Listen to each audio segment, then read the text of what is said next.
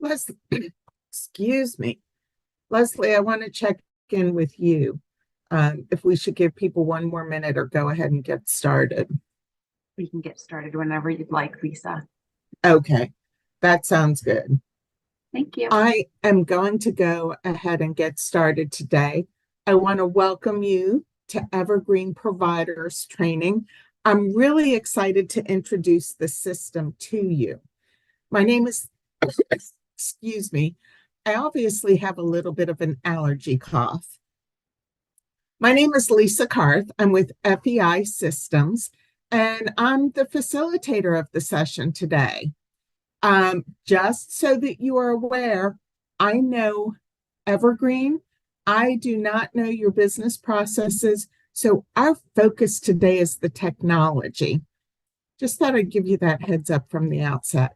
Behind the scenes with me, I have Jack Horning. She's here to support me on the technology end. Leslie, would you like to introduce yourself? Sure, I'd love to. Thank you, Lisa.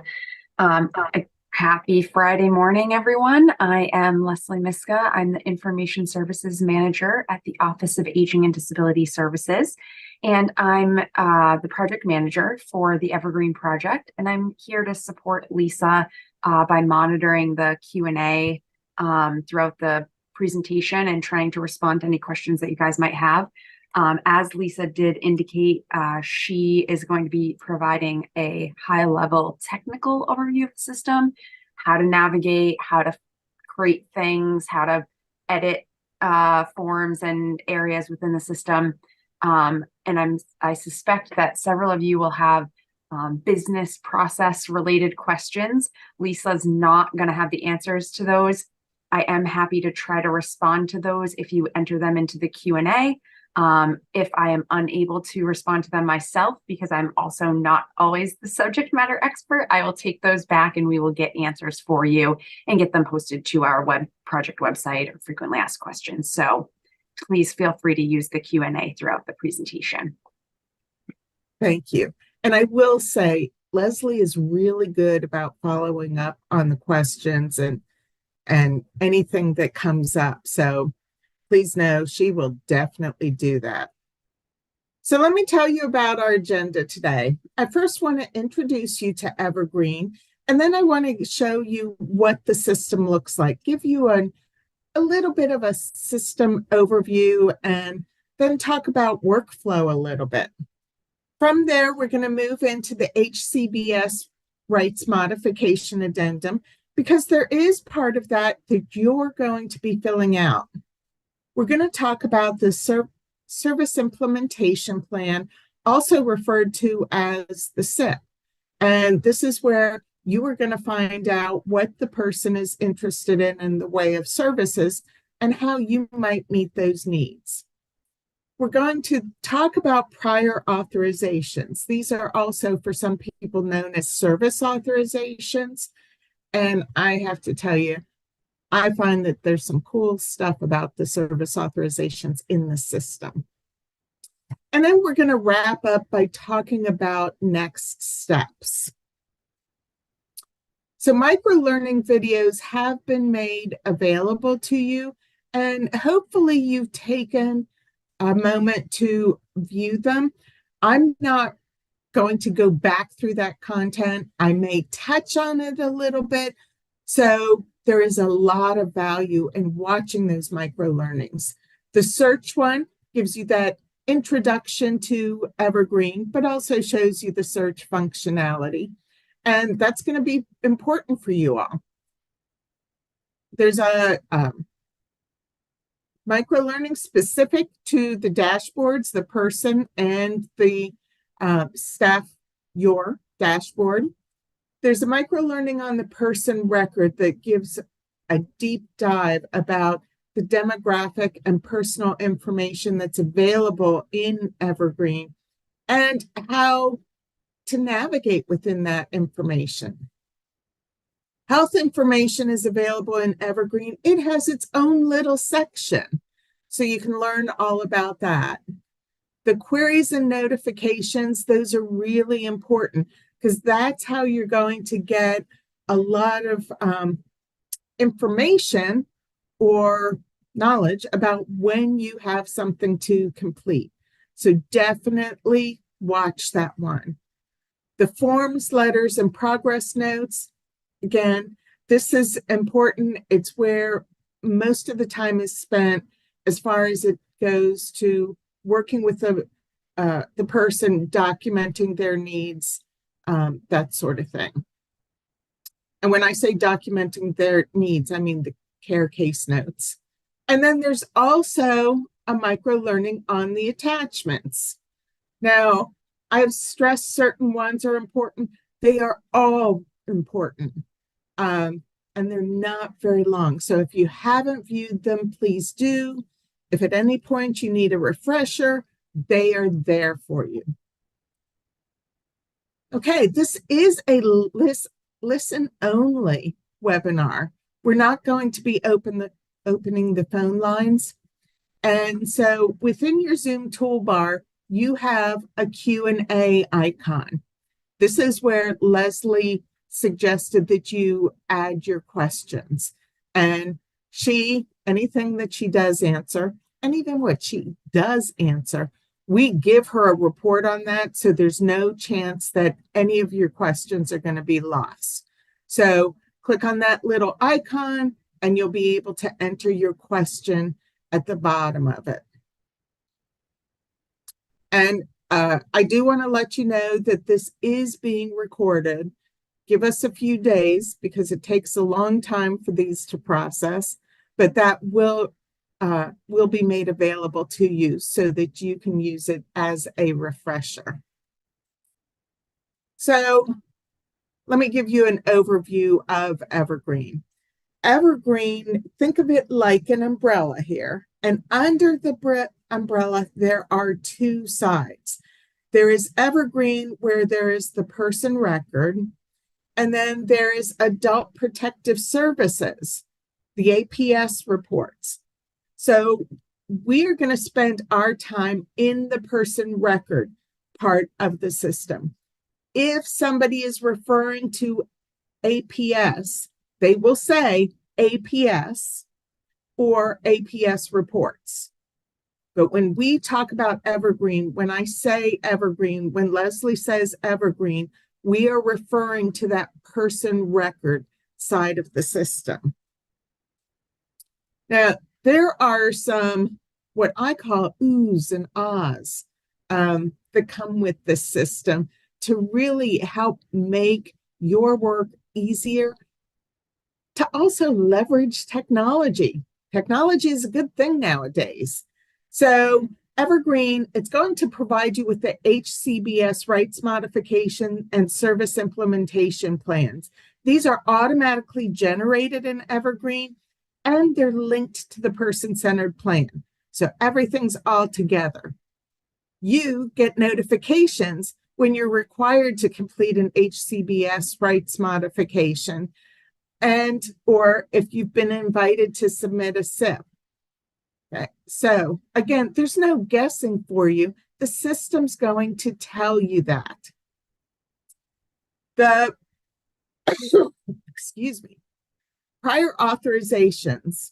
These are what's referred to as PAs, are automatically generated from Evergreen when the PCP is set to plan complete by the case manager or care coordinator. Now, there's a lot of actions today that are done by the case manager or care coordinator. That's a lot of words for me. So I'm going to use the terminology case manager today. Please know that every time I say case manager, I mean the case manager and or the care coordinator. I'm not excluding anyone.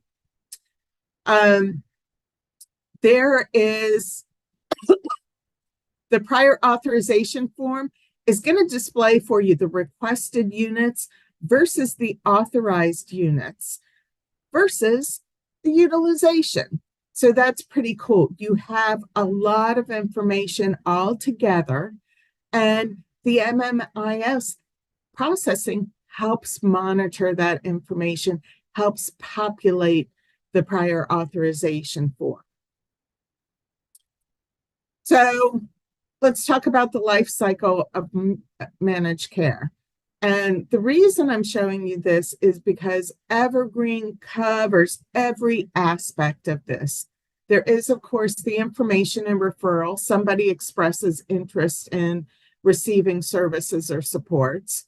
From there, the intake occurs, and should they be deemed eligible to move forward, then we have the initial assessment and the annual reassessments. From there, based on that knowledge, we move into the individual support plan and the prior authorization. This is determining the plan, the strategy, the goals for the person to ensure that they live their best possible life. Well, once the individual support plan is in place, then it comes time to deliver services. That's where you all come in. Well, you've actually had a couple tasks beforehand, but here's where you start really working with the person. And of course, working with the person, you would like to get paid. Well, you're going to use current processes. And when I say that, very loosely, remember, I know Evergreen, I don't know your processes. The utilization is tracked in Evergreen. And what I mean by that is you submit your claim, it goes through MIMS, and once payment is made to you, MIMS provides information to Evergreen that indicates the services that have been utilized. So it's very easy to track that, no need to guess. And then there's the case closure. Perhaps the person has moved out of the area, or they no longer need services, or they may have passed away. And then lastly, we have reporting. And it has its own little spoke here, but really reporting occurs throughout this process. It's not limited to just after case closure. It happens throughout. Now, how the system is laid out. This is particularly important to you all. At the top of the organization, the setup, there's the organization. This is who you work for. And so for external users, it's Maine Care and other contracted providers such as Disability Rights Maine. It's the top level or parent agency. Now, within that, there is the location, and this is where you physically work. It's under the organization, obviously, and it's where you work or dispatch from, conduct your work from. Then, moving from the location, there is the staff, and this is the system user. And the staff is assigned to a person. The person gives the staff access to the information they need in order to be able to support the person. Now, you know the person as the client or member. Moving forward, we're going to be using the terminology person. So please know that when I say person, I mean the client or member. So our focus today is the interaction between the staff and the persons. So I want to show you how to access Evergreen. Like every other application, you will have a URL, the web address, and you'll have a username and password to input. Now, in this particular screenshot, it says username or email. You will use only a username. You will not use your email as your username. You then input your password. Once you've clicked login, at that point, you come to an acknowledgement screen where you indicate and agree that you are indeed an authorized user of the system. Now, in the event that you do forget your password, there is this little link that says forgot password. You can click on that. You will input your email into that. And after you've done that, you're going to get an email back that gives you direction on what to do to reset your password.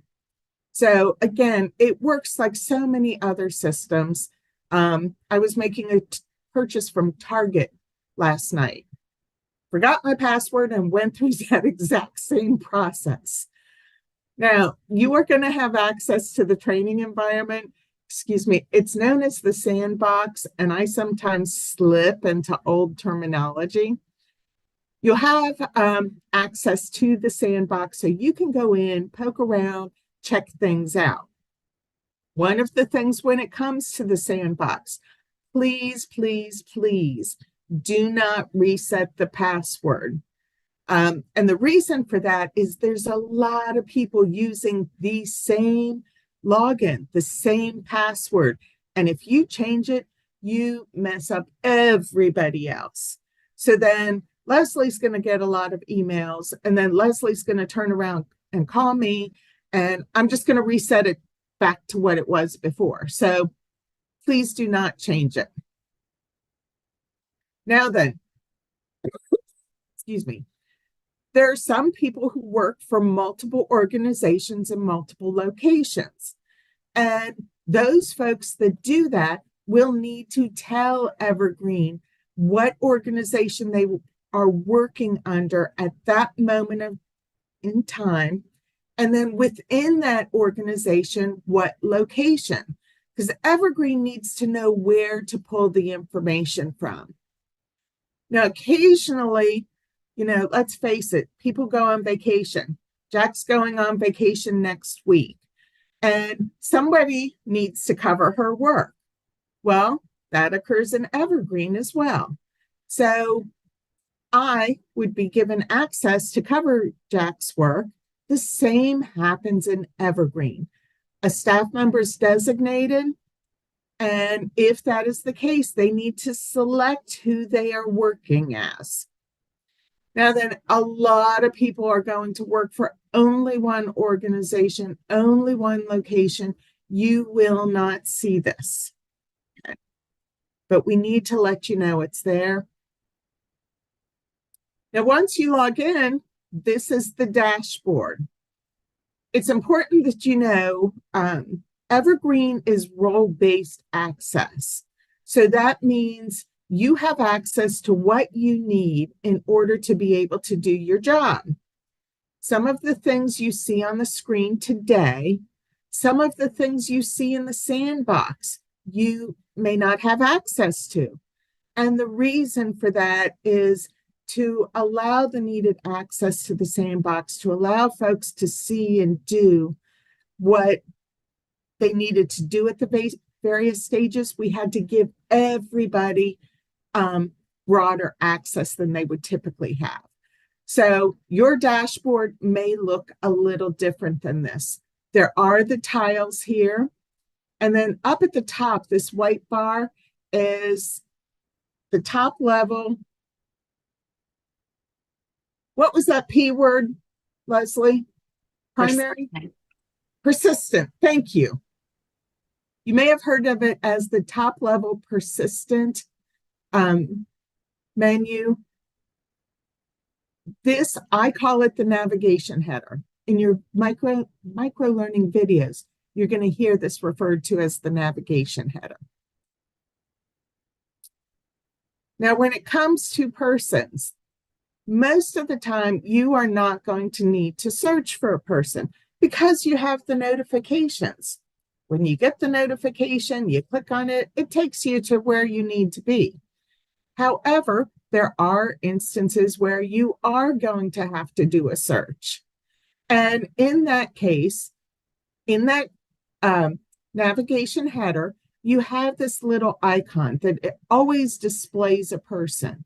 And when you click on that, it shows you a list of different things you can search for. You have to tell Evergreen what you're searching for in order to get the results you want. And so once you've selected that category, you would then input the information you're searching for. When you get your search results, they will be displayed and they can just be click on it to open up the record. Now, this is an example of the person record. Now then, within your assigned person, we don't have notifications set up in the training environment. It's just not possible. It gets way too confusing. So for you, while you're in training, you need to look for the person that you're assigned. And the way you are going to do this is up at the top to the right of the search screen, there is that magnifying glass with a plus in it. You're going to click on that, and that's going to open up advanced search. Within the advanced search, your person's first name is always going to be provider. The last name is going to be person with a number associated with it. Once you have that, you are going to click search. You're going to get the results back, and you will likely get more than one result.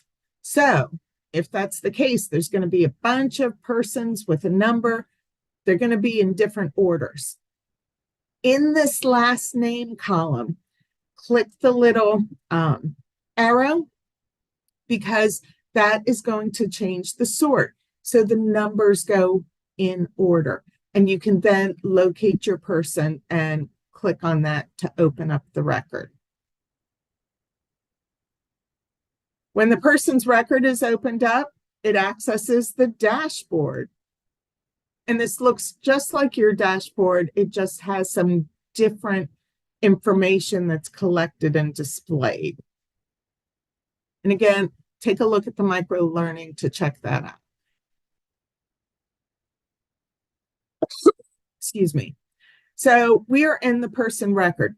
And when I refer to the person record, I'm referring to this all-encompassing screen here. It's got lots of different information about the person, just about anything and everything you would ever need. There are instances that information is stored in this person record icon. That's where the demographic and personal information is. So to keep things straight, when I'm referring to the person record, I'm referring to this overarching record. If I am referring to something that's in the record icon, I will always call it the record icon. Again, I want to make sure that we are all on the same path as far as the language and terminology that's being used. There are messages, all sorts of messages, all sorts of tools to help you out in Evergreen. I love how this system really works to make things as easy as possible for you all. So one of the things you will see is what's called ghost text.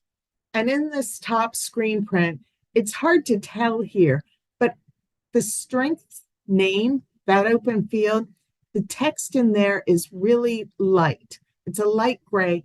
It gives you guidance on what to input. Well, once you start typing, that goes away. So you have this little light bulb. And when you click on that light bulb, it gives you the same information. Again, there's no guessing for you. You have examples of what to put in. There are notes of different colors in here, or messages.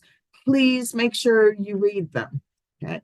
It would seem like that's obvious, but there's a lot of times we just skim over messages thinking we know what it is. Particularly while you're learning, please make sure that you read them. Now, I do want to point out, in particular, this pink message that's in the middle. This is an error message in Evergreen. So when you see this, something is missing, or information has been input incorrectly. Now, really cool thing about Evergreen is there is no guessing. It is going to tell you exactly what is missing, exactly where the problem is, so that you don't have to guess. And then lastly, in the person-centered plan, there's person-centered thinking tools. You may not utilize those, but I do want you to know that they are there and used by the case managers in completing the PCP. So let me take a look. Well, let me share this with you and let me show you what it looks like. All right, I'm going to be logging in, and my username is provider.01. And this is what you're going to use. You don't have to worry about writing this down. You are going to get a packet that gives you all of this information. Your password is always going to be password 123 and the pound sign. And then there's the forgot password. I'm not going to use that, and I'll click login.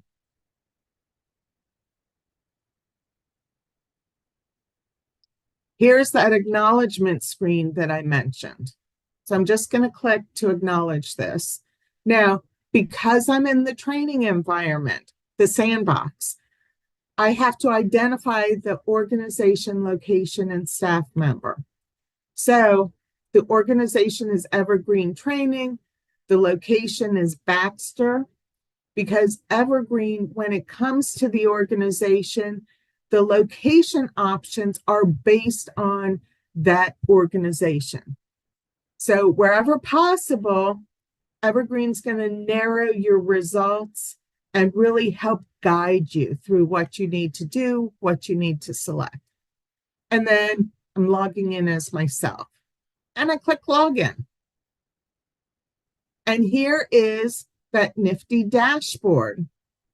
Up here in this upper corner, the Evergreen logo, notice how my cursor, it's currently an arrow, turns into a pointer finger. Click this Evergreen logo in the upper left corner, and it will always bring you back to this page. It's always visible for you. So I'm going to do a search for a person, and sorry, I'm thinking for a minute which direction I want to go.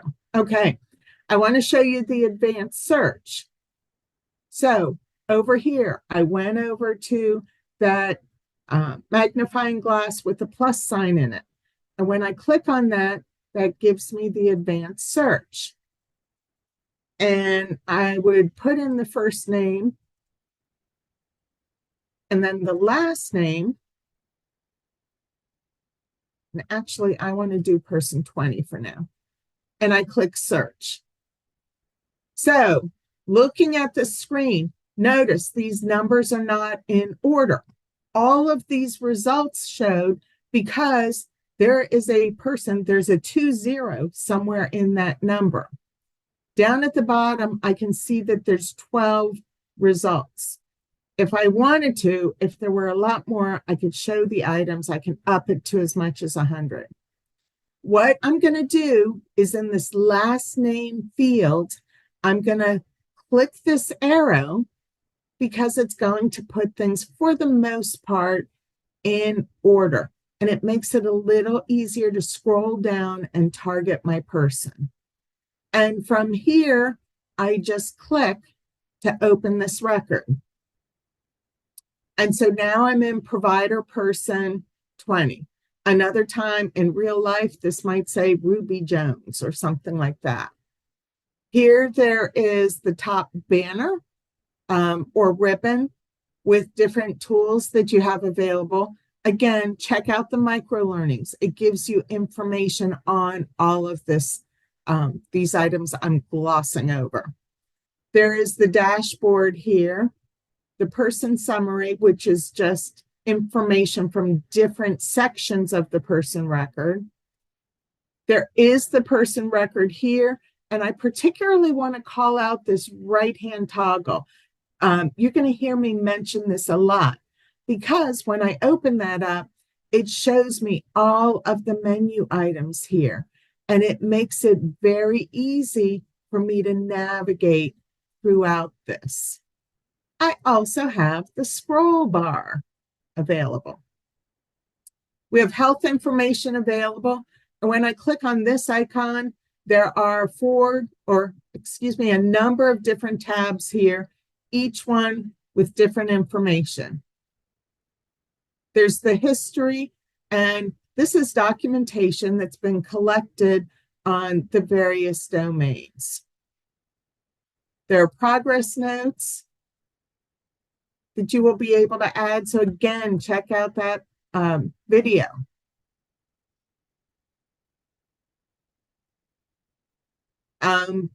Any appointments or meetings that have been set up. For example, case managers set up the PCP meeting. Well, when they do that, it shows under appointments and meetings. There's attachments, assignments. This gives somebody access to the person record. So this is really important. And the great thing is a lot of it happens automatically. And when it happens, you get the alert. Here's the various forms that we're going to spend some time in, but we're also going to show you something else. Okay, so that's just your high-level overview. I want to move into the HCBS Rights Modification Addendum. This is a form that you complete today. Now it's going to be integrated into the PCP. And so here's an overview of the HCBS Rights Modification Addendum form completion. There is a decision tree built into the PCP for the case managers. So as they go through this, Evergreen's collecting information and providing them with guidance about what's needed for the person. So when going through part of the PCP, if an HCBS Rights Modification Addendum form is indicated, there's a button in the PCP that the case manager is going to click to create that form, to create it and complete it. Now, they also set the PCP to plan complete. When the PCP is completed, the HCBS Rights Modification Addendum form content is automatically populated in the new PCP.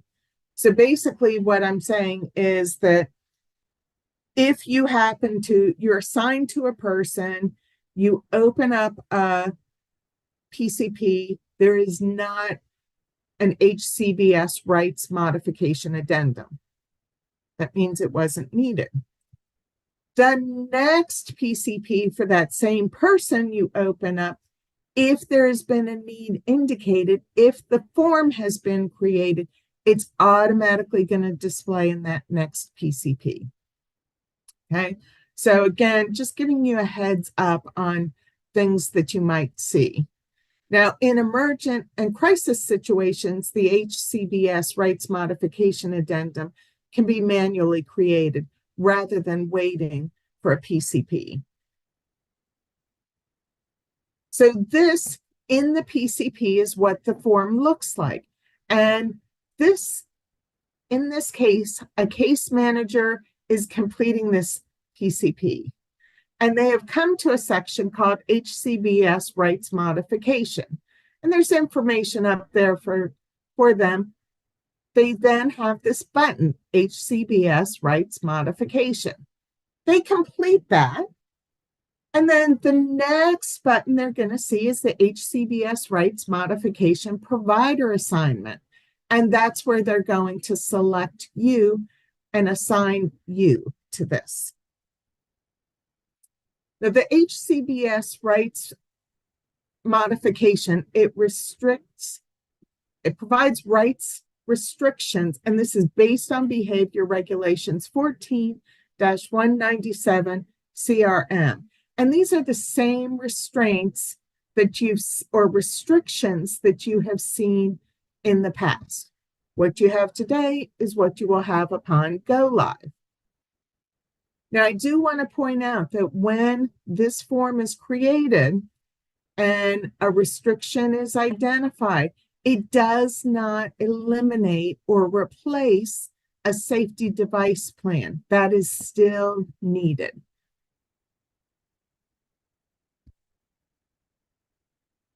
And now the person can consent to what's indicated on the form, or they may not consent. If the person does not consent to the HCBS rights modification addendum, then the case manager is going to do a positive support plan or a behavior management plan, a BMP. So here is where what you are going to see. The HCBS form, rights modification addendum form, by the time it comes to you, it's going to be a standalone form. And this is what's generated from when it was added to the PCP. And the PCP plan was set to complete. So the PCP completion, that status plan complete, triggers the creation of this independent form. Okay. Now you are going to receive a notification that the form is available for completion. And once it's completed, you're going to update the form status. On here you can see there's a section just for you. And when you've done that, you're going to update the status to say you're done with it. And from that, the case manager will receive a notification. They will know that it's done. They will take a look at it and they will approve it. If they can't approve it, they may reach out to you outside of Evergreen so that the two of you can negotiate the services and supports outside of the system rather than going back and forth in Evergreen. So let me show you what this looks like. And because I want you to see how it's done and remind you about this, up in the upper left corner, the Evergreen logo, I click on that and it returns me to this home page. Now for this, I have a person that I'm going to use, and I'm using Paige Carr. And I'm going to click, did the search, I have my results. I'll click to open up her record. And here again, it defaults to the dashboard. I'm going to come down on this left navigation menu to the forms and plans, and I'm going to click on that. Now there's a whole lot of forms here. In fact, down at the bottom, you can see there's 21. As I mentioned, I can increase this number, but that's still a lot of forms to scroll through. So I'm going to give you 2 tips on ways you can find the form. One is to do a quick search. And that's going to access, because I just typed in the HCBS, 2 items might meet that criteria. So that's one way to locate the form. And I'd click to open it.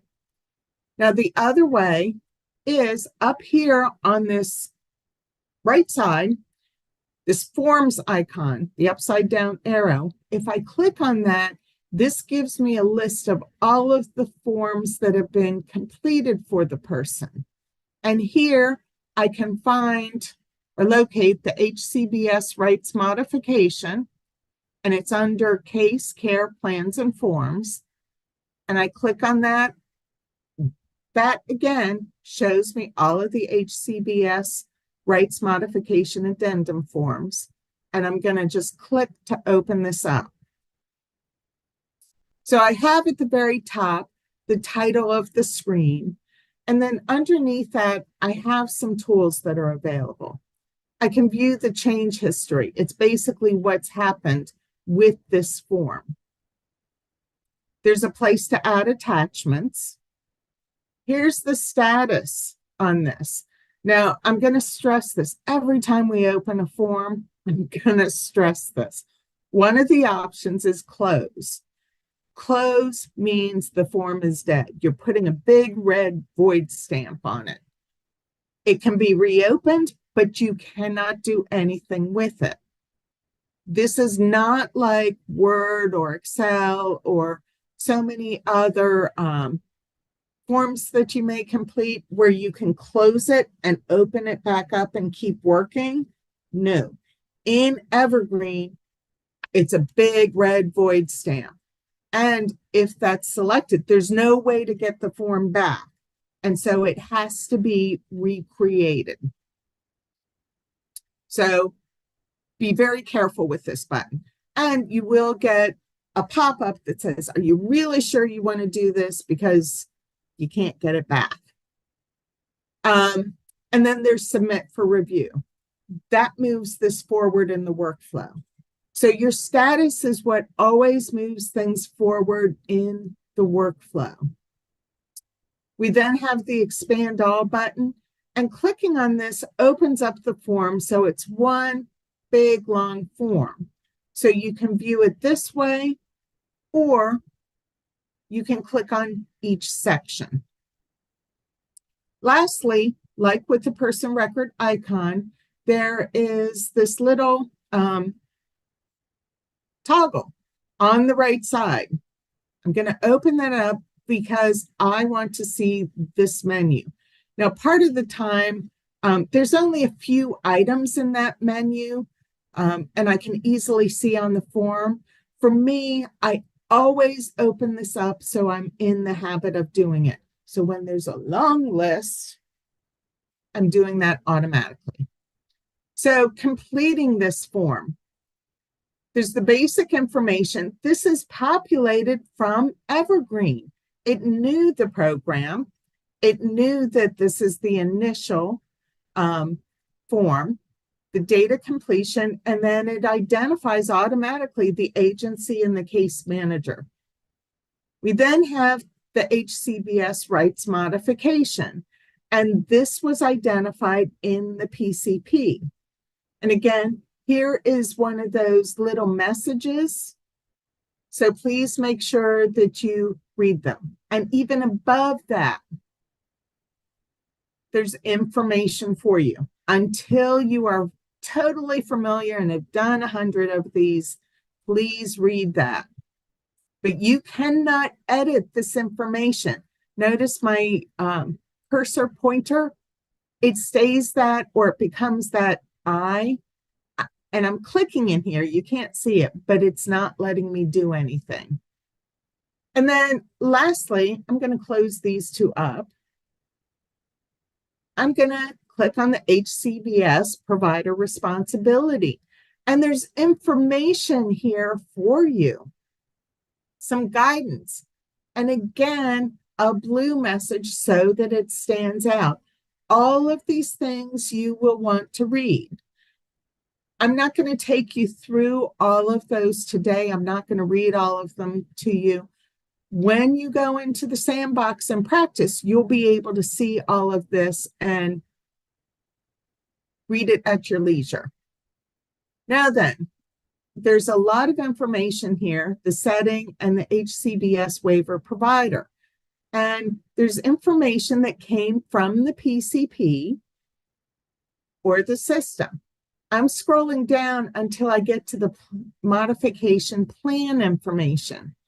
And notice my cursor is now a pointer finger, and I have this pencil icon. When I click on this, it's going to open up the screen. Now, one of the tools in Evergreen is completion requirements. And one type of completion requirements are those that are required by the form. Those are the little exclamation marks. And for those, once this is completed, it's going to turn into a check mark. Now, one of the reasons that this is an exclamation mark is you may not have all of the information at one time.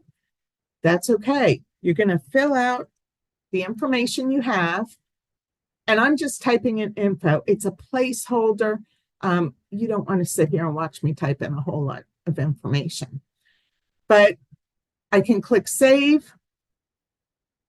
And I can go back into this form and again, continue completing it.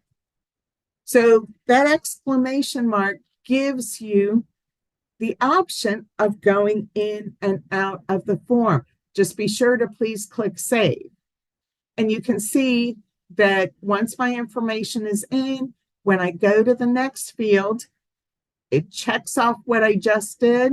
If I clicked save, it would do the same thing.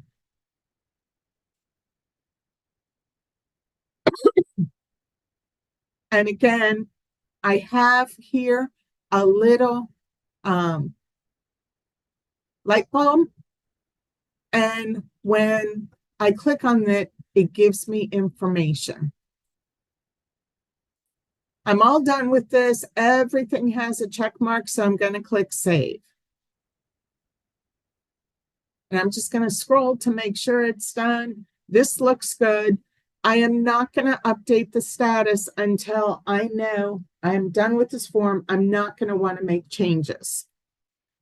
So this is ready to go back to the case manager. I'm going to click on the status and then click on submit for review. Remember, close is a big red void stamp. So I click submit for review. I'm asked if I'm sure, just in case I have a, ooh, I forgot something moment. And I click continue. This form is now in a completed status. And once I clicked this, a notification went back to the case manager to let them know this form is completed. The case manager is going to open it up. They're going to review it with the person and then approve it or deny it. Leslie, is there anything, and I'm putting Leslie on the spot, so she may want to do this after our break. Is there anything you'd like to add about the HCBS rights modification addendum? Sure. Actually, just for everybody on the call, this HCBS rights modification addendum is a current form. It just doesn't exist in the EIS system right now. It's filled out on paper currently. So it's the same form, same process that's currently being used. It's just once we go live in Evergreen, it will be filled out in the system rather than on paper. And it will be more automated in the way that Lisa described to you, where the case manager or care coordinator will be answering some questions in the PCP, and that will then, based on their answers, that would then auto create the form for population. So again, no change in the current HCBS rights modification addendum process, just that the form will be filled out electronically rather than on paper. And there's also a business process training session that will do a deeper dive on positive support plans, behavior management plans, and HCBS rights modification addendums. That is scheduled for January 8th at 1 p.m. And you can register for that training on the project website. And I did pop, someone asked that question, and I did pop that into the Q&A. I think you can see all the answers, so you can find that training link in there. Thank you. And I highly encourage you to attend that session. I have found with things like that, somebody else asks a question that's a really good question that I didn't think of. So I learn a lot of different things. I highly encourage you to attend. Okay, we now want to move into the service implementation plan. And this, you'll typically complete this before the HCBS rights modification addendum. Okay. And again, if you think, oh my gosh, how am I going to remember this? Evergreen is going to navigate you through this. It's going to tell you each step along the way what needs to be done so that you don't have to guess. So I'm going to review the PCP process that incorporates the automated workflow and notifications, because I want you to have some background. All waiver services requested by the planning team are added to the PCP by the case manager. Once they've been completed, the case manager then sets the PCP status to pending state review. That triggers a notification to the resource coordinator or the BI care monitor that the PCP is available for review. They're going to open up the PCP. They're going to review the services, supports, and other relevant information, and then update the status to pending provider review. This is their approval of the PCP and the SIP to move forward.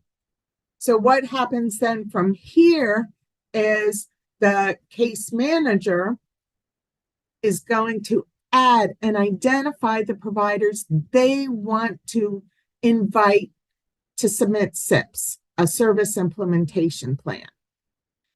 And once those are identified, you get a notification.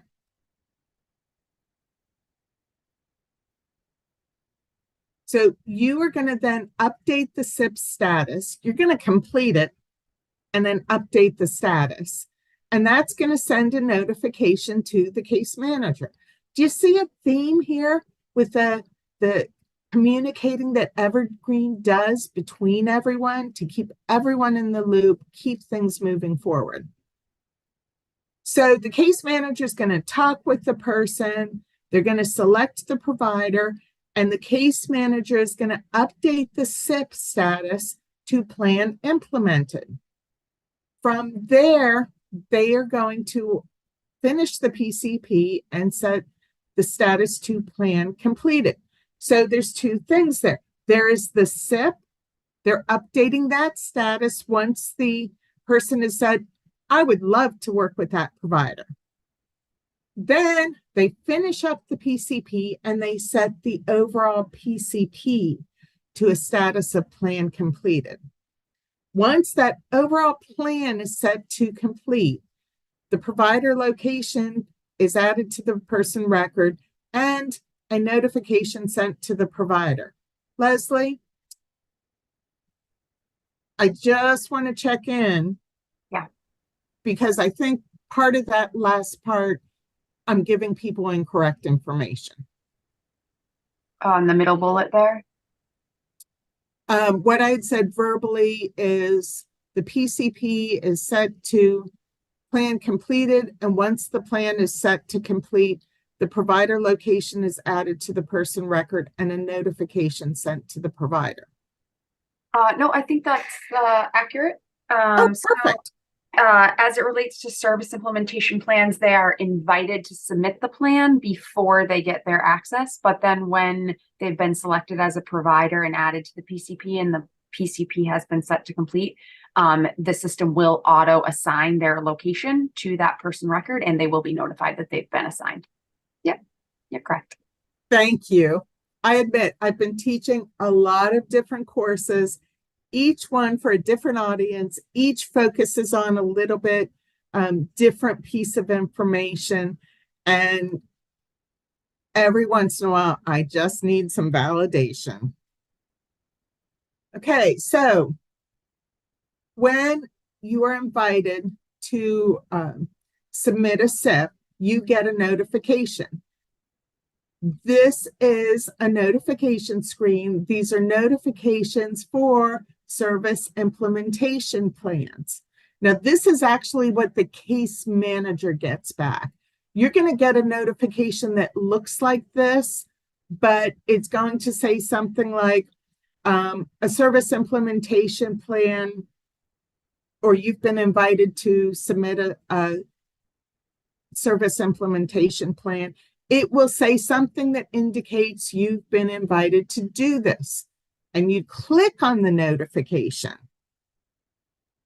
Because Evergreen wants to take you out, help you out. It wants to take you to where you need to go to see this SIP. Now, when it does that, remember, you're just being invited. So the person has not said that, yes, they want to work with you. So the information you have about the person is very limited. So for you to complete this SIP, the notification accesses your location record. Okay. Again, remember you have your organization, and within the organization, you have the location. So you go into your location and you'll see the SIP, and you'll want the one with the status in progress.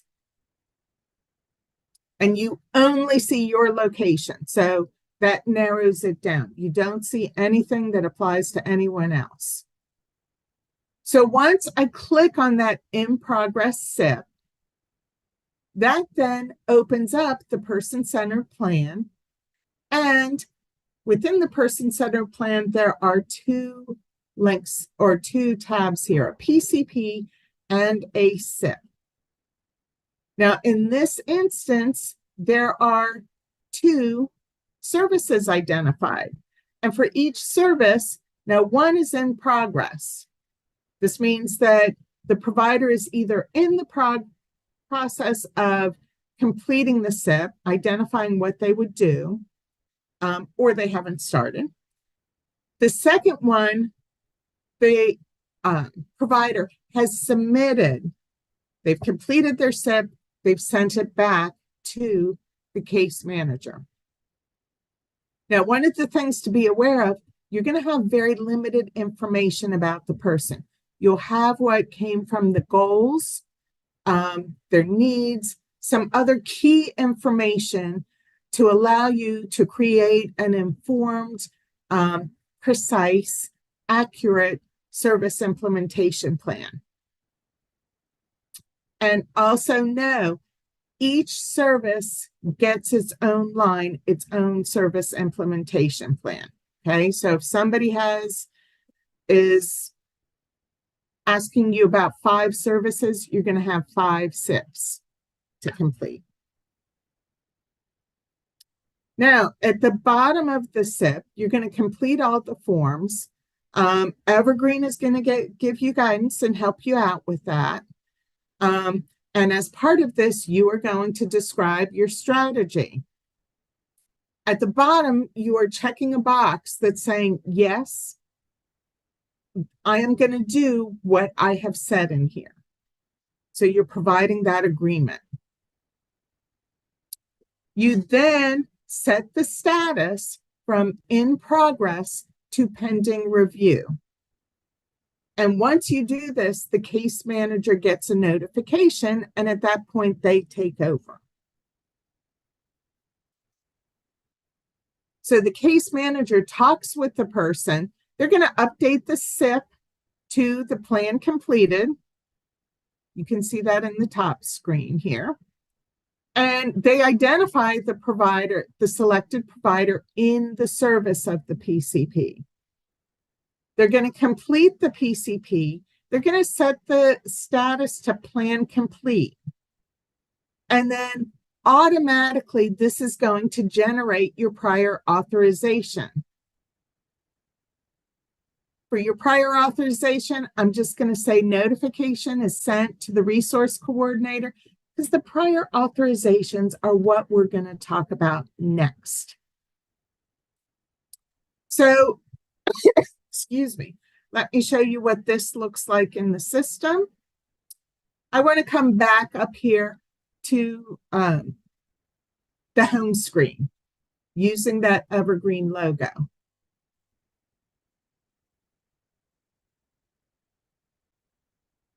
All right, I want to show you in real life what the SIPs forms look like. So to access your location, I have to change my dropdown from a person search to a location search.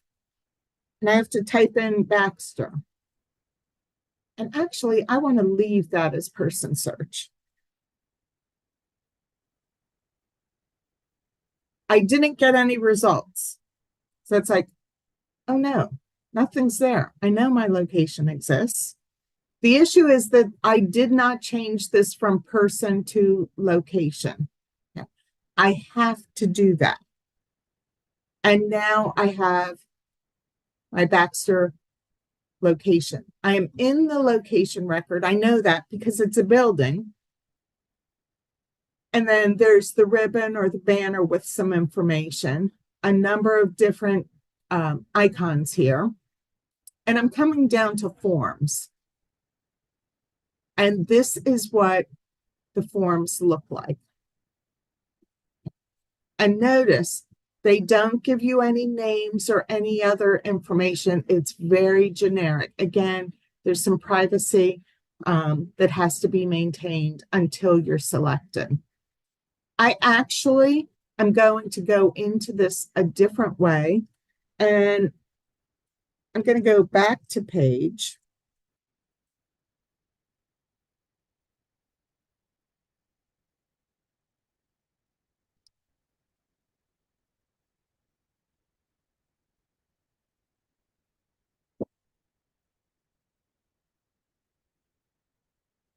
Oh, I want to do it someone else. I have a lot of people I'm working with. I'm doing a person search, and I want to do a search for person 2000. There's my person. I open that up. I'm again in the person dashboard in their record for training purposes, for the sandbox. I'm coming down to the forms, and I'm going to locate the person-centered plan. And the reason for this is we are assigning a person to you. We want you to work with just that person. Because if you work with somebody else's person, you mess them up. They can't do things. Here's the PCP, typically with a SIP. Leslie, are providers going to see these different sections? Yes. Okay, and they Yeah, will in see. fact, they'll need to, Lisa, that gives them like the overview, the personal oh sorry, you're in the PCP tab. They're not going to see that. If you click on the SIP tab. Okay, so will they see the sections? No, no. Well, sorry, I was trying to. Do you have a SIP that you can just pull up real quick on that tab? So this second one here, if you expand that goals and services, that is the details that's coming from some of those PCP sections, and that's what they'll see. Okay. Yeah. So it comes from a few of those different sections, but I don't know right offhand which ones because it doesn't have the same exact labels, but it gives them the overview. I think they get the overview, the my life planning goal summary or summary view for the goals. And then they get, I think, the about me section, maybe. It's down at the bottom. Yeah, the what I want to be the same, what I want to be different. I think that comes from the getting the life I want. I think it's a couple of questions from the getting the life I want. Okay, that's perfect. So I've clicked on, I'm going to go back to see, I clicked on the SIP tab for training. I'm going to click on the SIP to open it up. And again, the reason I'm doing that is so that I work with just the person I've been assigned to. Here is the SIP. It has tools again at the top. I have an edit mode, and this I have to click in order to be able to make changes to the SIP. There is a place here for attachment, so I can add any relevant forms. The status defaults to in progress. And again, if I close this, I'm putting that void stamp on it.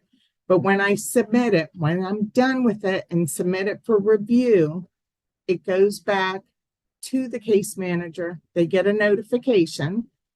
I have my expand all again. Some people like to see things in one long form. Some people like to just click on the different sections. And I have my toggle. So I'm going to engage the edit mode. And here it gives me some basic information. I'm going to click Save and Next. If you have a Save and Next button, it's always a good habit to use that one.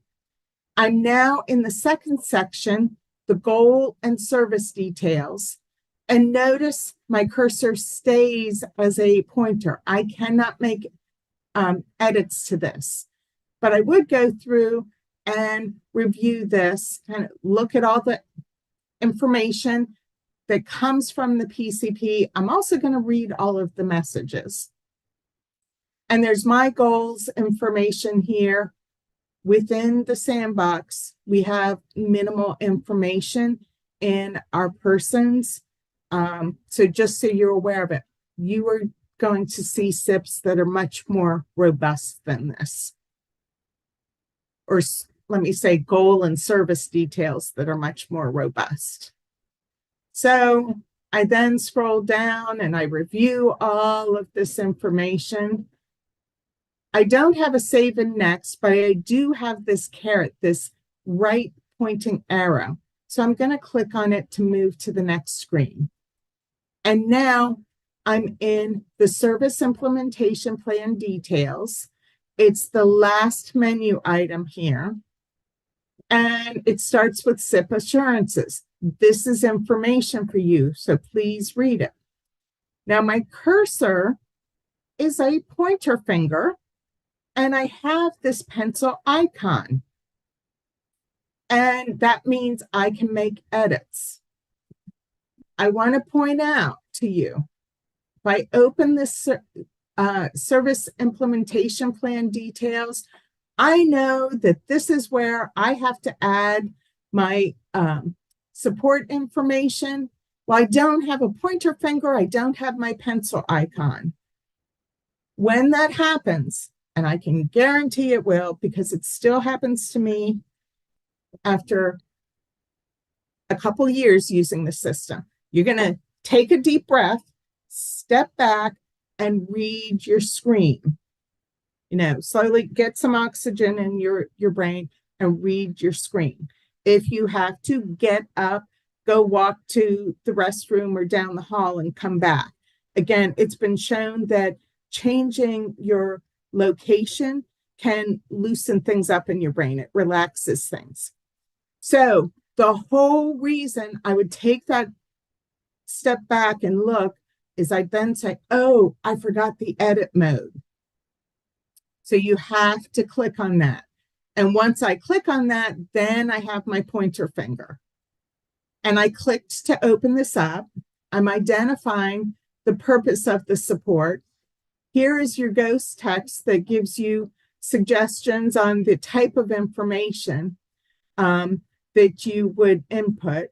And again, there's my little light bulb that has the same information, because when I start typing, my ghost text goes away. I am scrolling to make sure I'm down at the bottom of the field, and I click save.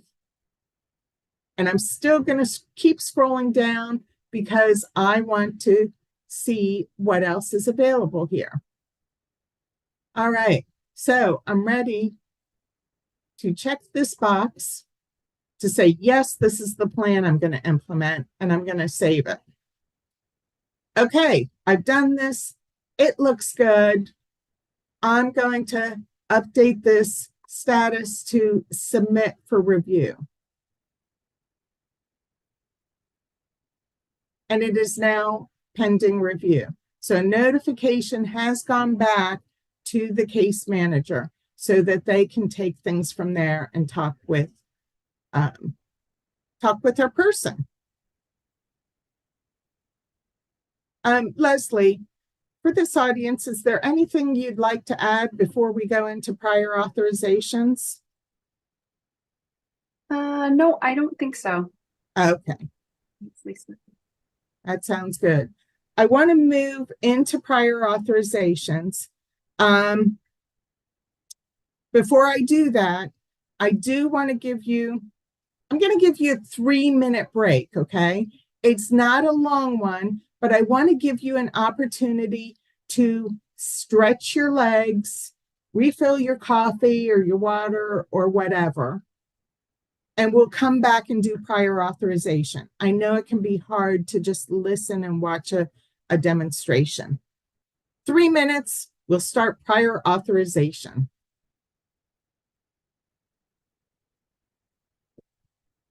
Okay, so hopefully you have your legs all stretched and you're ready for this next section. You're ready to learn about prior authorizations.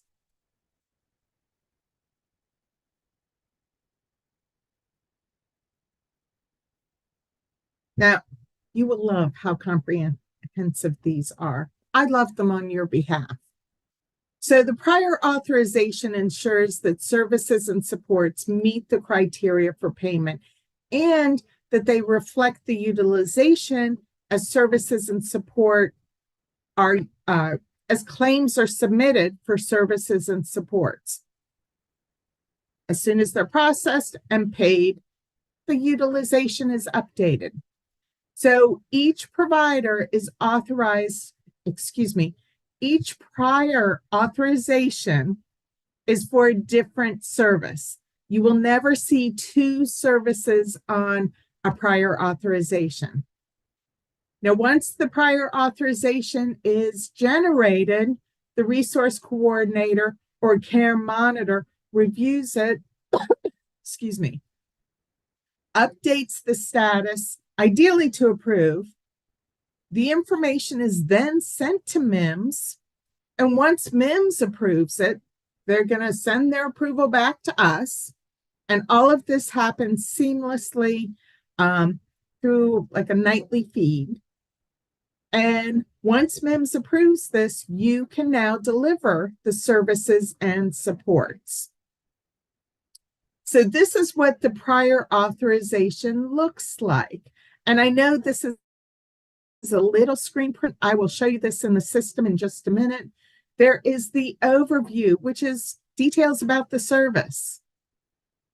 There is provider information. That's your information. There is the original request that was made for the services and supports. And then there's the service information. This is information about the service, including the status and the MIMS status.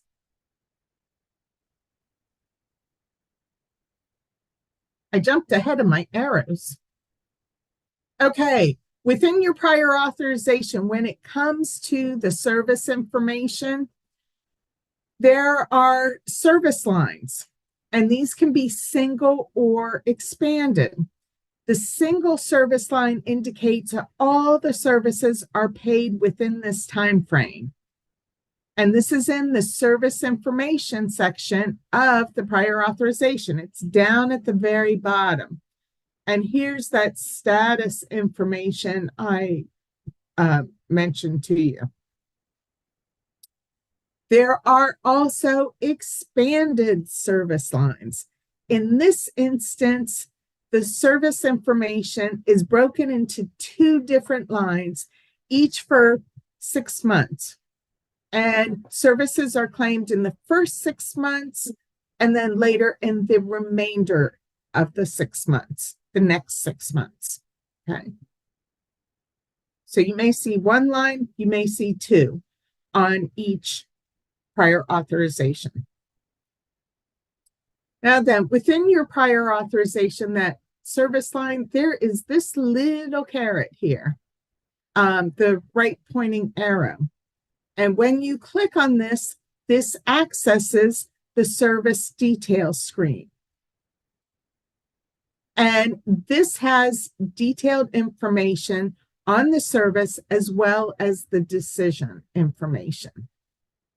And you can see the different categories of information here. Now remember, we access the service details by clicking that service line caret, and I'm pointing that out to you because, again, it's going to be easy to miss that. If so, that's where you're going to step back, read your screen, and then click on it. You'll find it, I promise.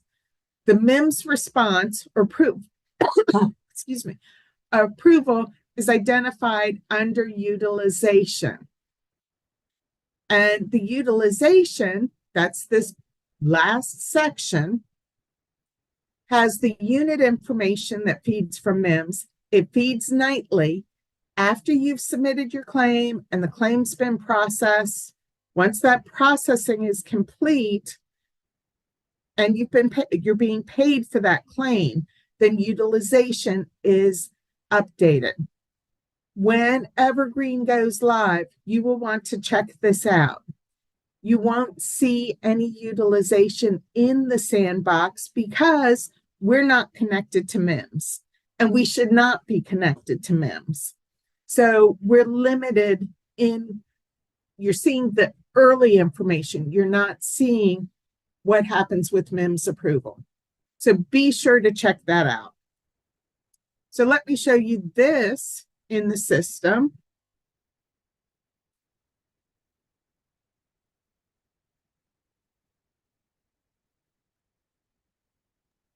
While Lisa's pulling that up, I will just chime in a little bit, Lisa, here, and just say to everybody, as you're probably already noticing with the slides that Lisa was sharing, Evergreen is much more robust in the information that it's going to share with you related to the prior authorization and the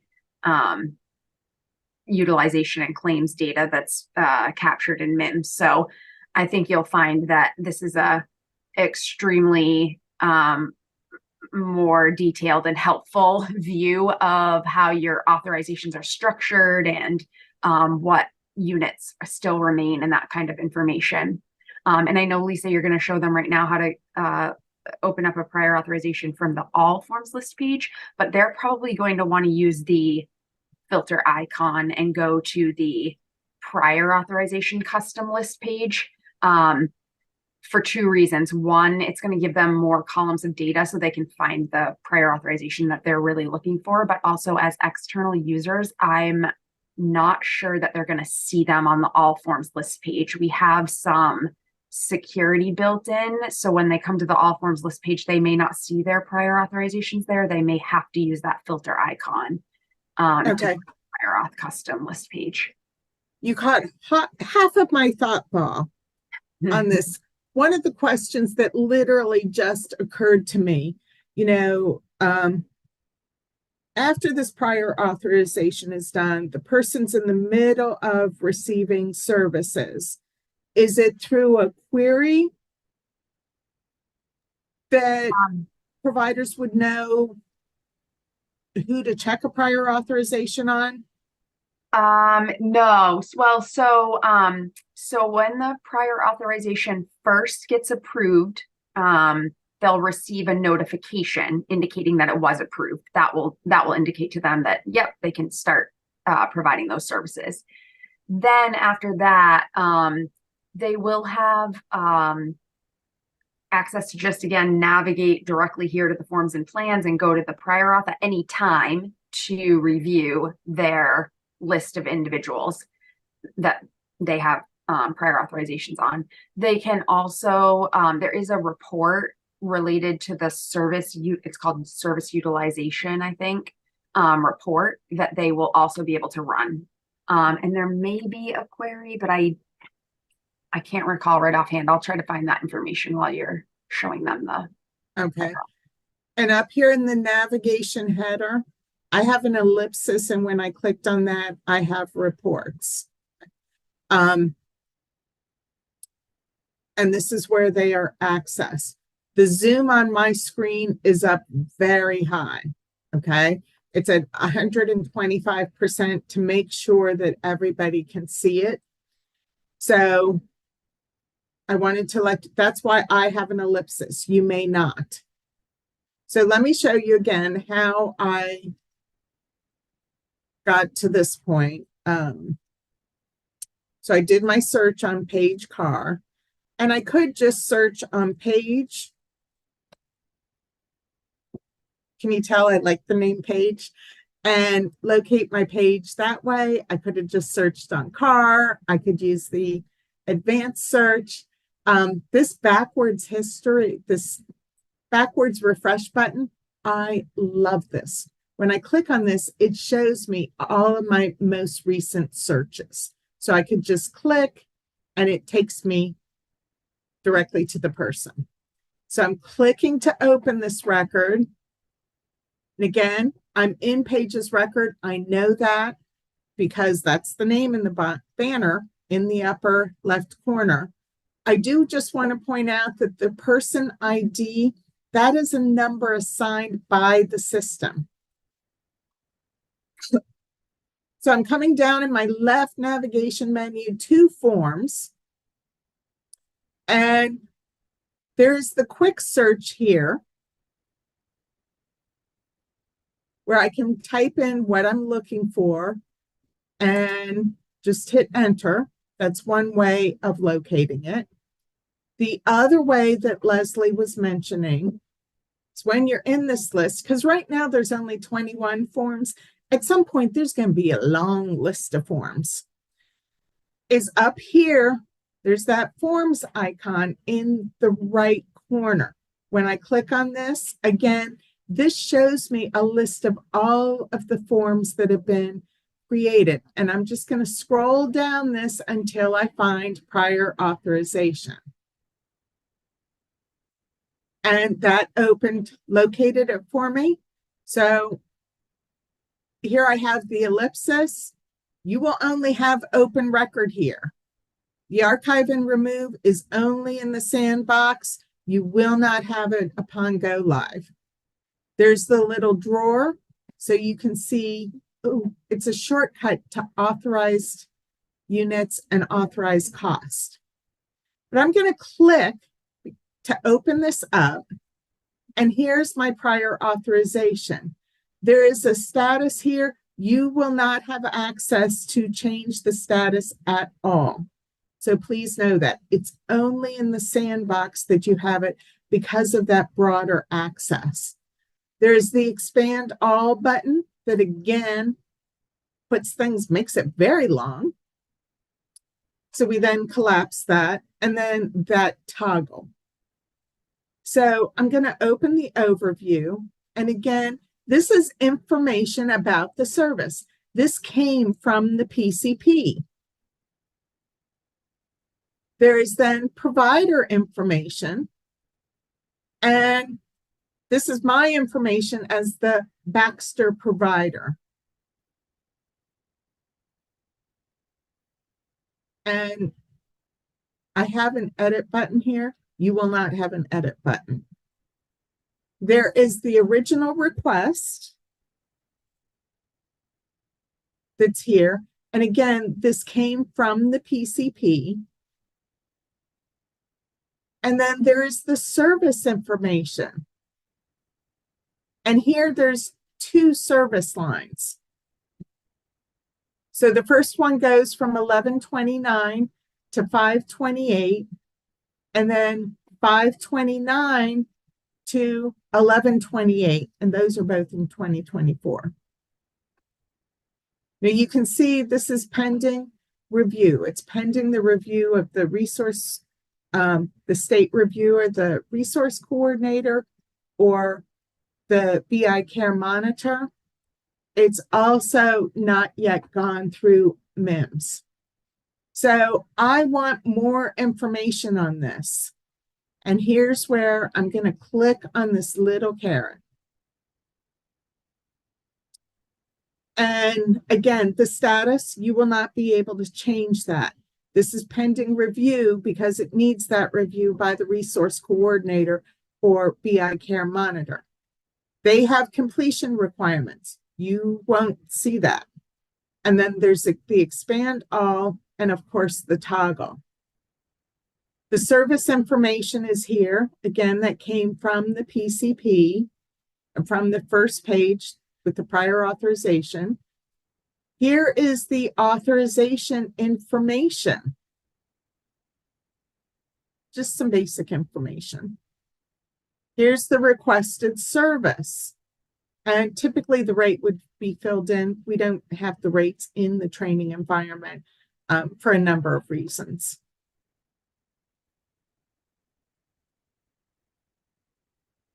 The authorized service is input by that resource coordinator or BI care monitor.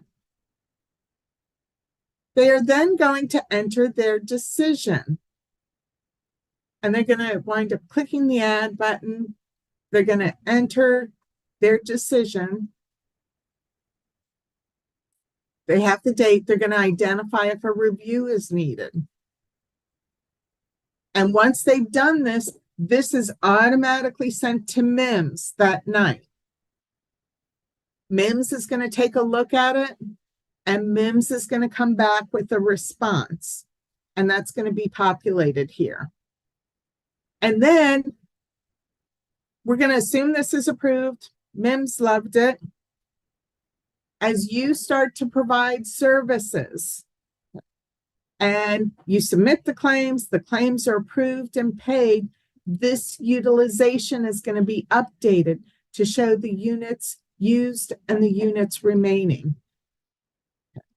And in sandboxes, and this is not unique to this sandbox, I've done this many years, many organizations, many industries, and that's the same with all training environments. Training environments / sandboxes, there are just some limitations that are there. And the important thing is this allows you to see what the service details look like, what the prior authorization looks like.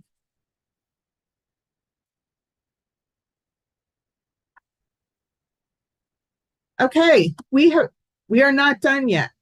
So everybody has to still stay here. We are moving into next steps. And so one of the next steps is to go into the sandbox and practice.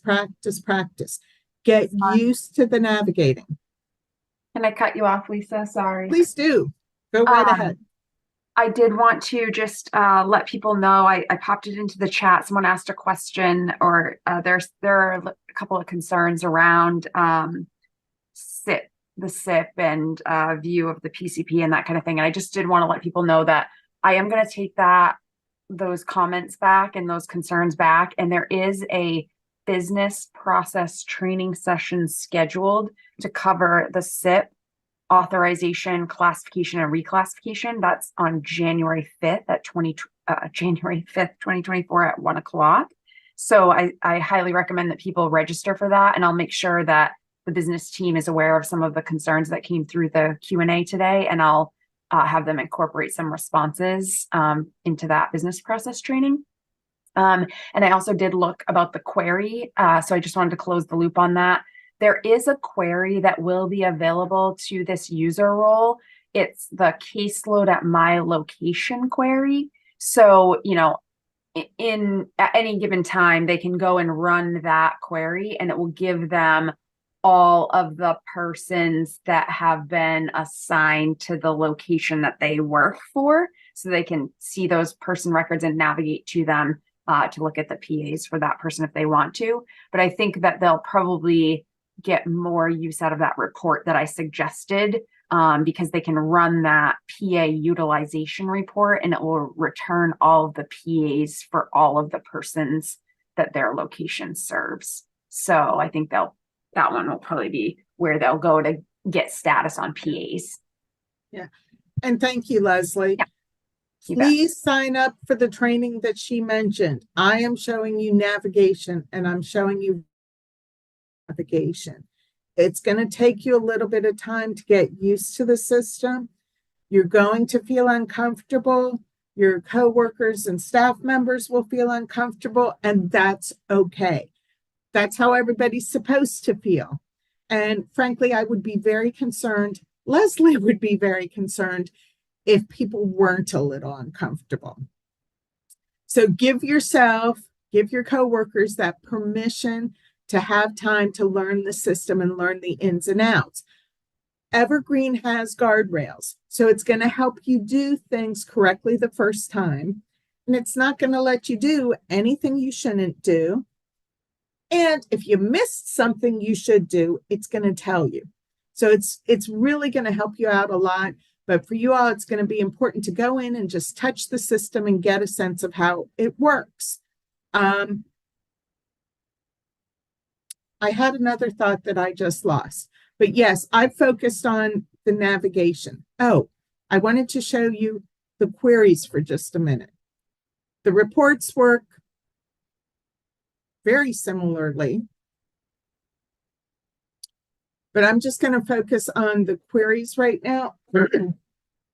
So I came up here to the three dots, my queries. It would, for you, it might be listed in this navigation header. And I click on that. It defaults to my caseload. However, again, on this right side at the top, there is this forms filter. And when I click on this, this gives me the list of all the queries I can pull. Right now, we have a lot of access. Your list will probably not be this long. In fact, I can guarantee it. I'm going to choose the caseload at my location. And I have information. I have a run query button.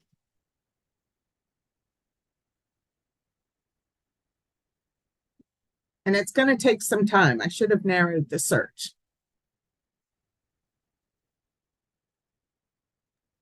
Could also be your environment. Sometimes the training and test environments where they're slower don't really love the queries and reports. Yeah, so I'm going to narrow things down. Here you can put in criteria to narrow the results. I'm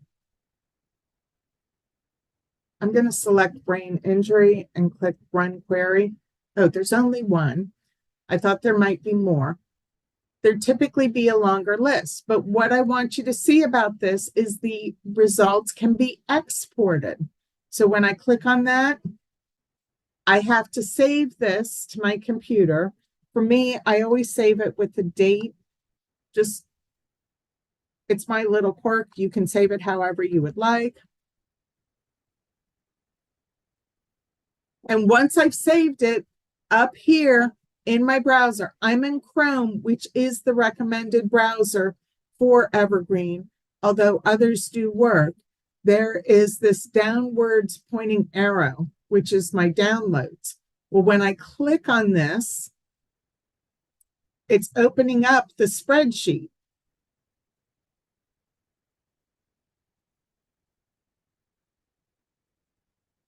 And within the spreadsheet, all the columns are the same. I click in this upper corner and I narrow the field so that I can see things in one screen. But the whole thing is you can filter this the way you would like. You can delete things the way you would like. So you can target certain information. You can do what I call slicing and dicing this however you would like, because everybody wants to see things a little differently, a little different way. I have found this an incredibly valuable tool. Okay, I'm going to go back to our next steps. So again, I'm repeating myself, but it bears repeating. Practice, practice, practice. You're going to watch for emails and micro learnings. Now you're going to watch for an email within the next few days to a week, because that's going to give you your assigned person and tell you how to use the sandbox. Now, as this gets closer to the go live, in particular, watch those emails, look for them, watch the micro learnings again, and you will want to tie up any loose ends you have in your current system. Finalize, finish anything in progress that you can, because at 5:00 p.m. on Friday the 12th, you are no longer going to have access to the current system. So you want to get as much done as possible.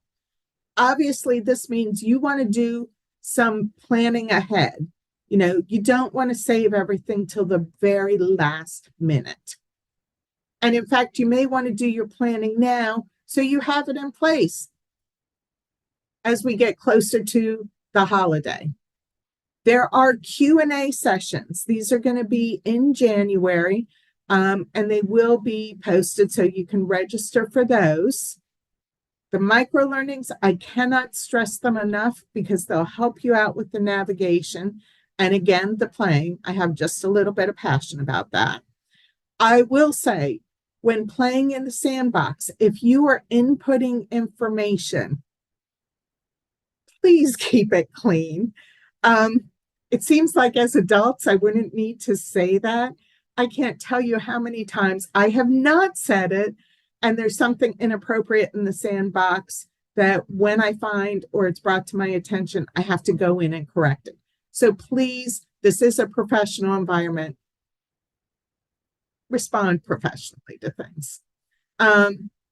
There's the FAQs and recordings on the project website. And in the chat, Jack has put this link. You can also email questions to evergreen.dhhs@maine.gov. And again, Jack has put that in the chat. On your Zoom toolbar, you have something that's you have an icon that says chat. Open that up. So those are there for you.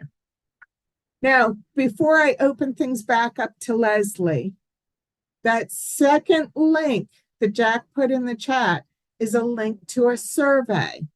So please click on that right now. Start completing the survey. It is very brief. You know, we value your feedback. We look at it every night. And we make adjustments as we can. So we also make sure we're doing what worked well for you.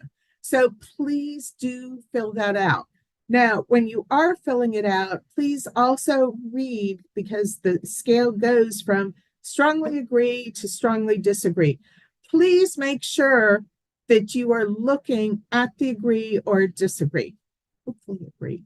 But because every once in a while somebody answers the scale the wrong way, and it's very evident to us based on the comments they've input. So please make sure you're looking at that scale. And keep on going with that, but keep your ears open. Leslie, I wanted to invite you to provide any final thoughts that you have. Yes, I definitely will. And before I do that, I just got a couple more questions that came in through the Q&A. So rather than trying to type those, I will respond to those verbally. So the first question is regarding the CCM training that occurred yesterday, and that they were told that PCPs do not need to be locked to migrate if they're in process. That is accurate. So Lisa did suggest to you that you should complete things. Yes, things that can be completed should be completed.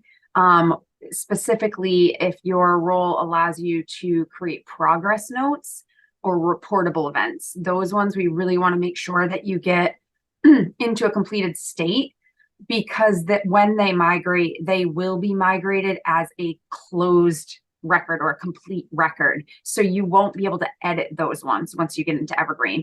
They will still migrate if you haven't completed them. So you won't lose the data. You just won't be able to edit, and you might then need to retype those. So we just wanted to avoid you having to duplicate that effort.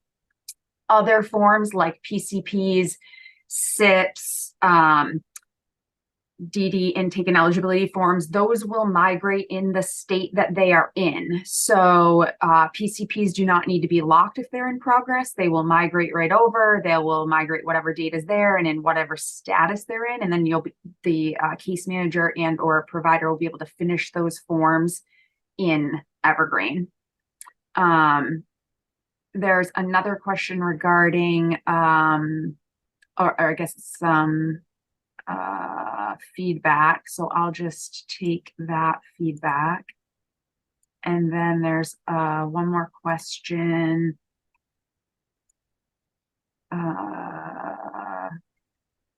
Sorry, a couple more. If a notification is sent within Evergreen to the assigned person and that person's role changes prior to the action, like they get reassigned, does the unaddressed notification move to the newly assigned person, or is it sort of in limbo?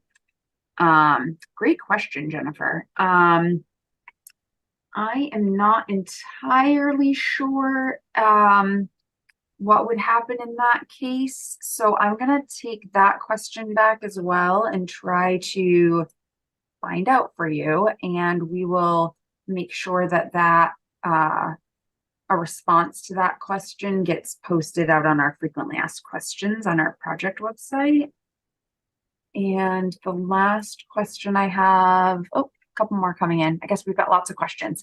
An email was sent this morning by a liaison saying all PCPs need to be locked, even if in process. Okay, thanks for that information. I'll follow up with the CCM liaisons on that. I think I'm correct in that it only has to be completed PCPs. So completed PCPs do need to be locked or they will not migrate properly. In progress ones do not need to be locked. That's my understanding. But I'll follow up with them and make sure that we're sharing accurate information and consistent information. Yeah, that same comment. Is it required for all appointments to be logged into Evergreen? And if so, whose role is it to do this? Great question, Sarah. I do not believe that there is a requirement for all appointments to be logged. I do believe that there is an expectation that case managers, care coordinators will log the medical appointments that are required in rule. So like the annual physician appointment, dental appointments, things like that. And that is because when those get added to the appointments, they will then feed into the PCP showing that those appointments occurred to meet that requirement. And I also believe that our DD intake and eligibility staff will likely log their intake assessment meetings because that, again, just shows up on the person's calendar so that other users of the system are aware. Besides those, I don't know of any specific requirement for other meetings or appointments that are required to be added. But it is a feature that is there for you to help if you choose to use it to help keep all the person's meetings and appointments in one calendar so that all the different people that are serving that individual know what their availability is. Got some more feedback here regarding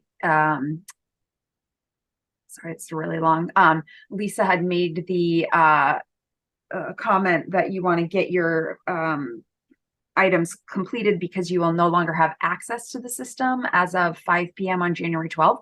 That is true in the sense that you will no longer be able to edit in that system. We are working, though, to make that system set to a state where you still can view information in that system. So you would still be able to log in a read-only view state.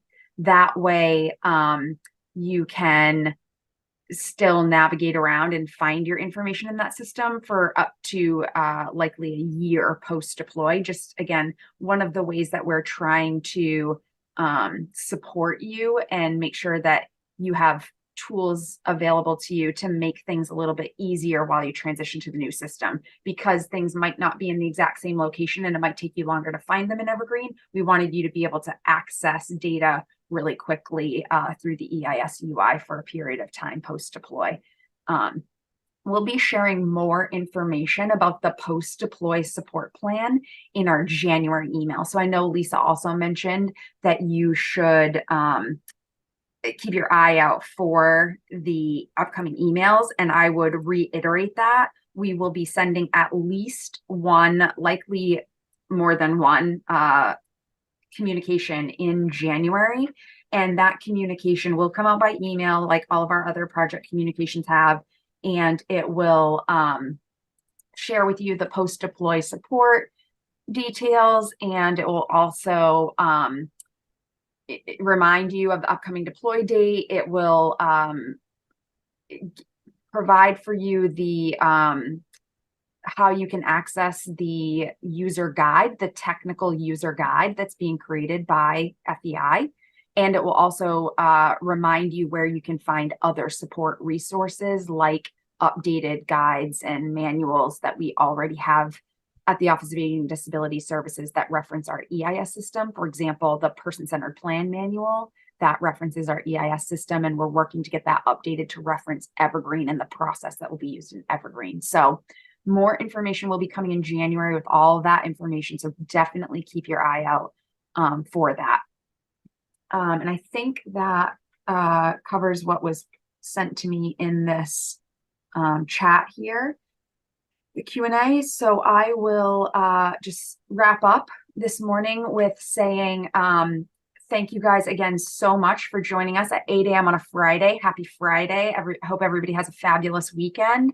And definitely sign up for the business process training sessions that are being held in January, because I will have that team incorporate some of the items that I was not able to respond to on this session and that are more related to the business process into those sessions. So there is one on January 5th at 1 p.m. that I think would be very relevant for this group. It's called SIP, Authorizations, Classification, and Reclassification. And then there's also one I think that would be very relevant to this group on January 8th at 1 o'clock. It's called PSP BMP HCBS Rights Modification Addendum. So definitely grab the link out of the chat that Jack provided for you to where the micro learning videos are. And just below that is the table of all of the registration links. So you can register for one or both of those if you would like to get that additional layer of information. As always, please, again, keep your eye out. We will be sending the sandbox training environment emails out. We're starting that process today. However, we do have about 2,700 emails to send. I have a staff of people that's going to be working on it, but it may trickle into early next week. So please be patient with us, but your email should be coming in the next day or so. As Lisa mentioned about those access to that environment, your role in that environment will have more access than your production role. That is, again, just to make it easier for you to navigate in that environment without having to be reliant on other roles to advance forms through the workflow processes. We want you to be able to see forms start to finish. As a reminder, and it will be in that email as well, please do not reset the passwords on those accounts. They are shared logins.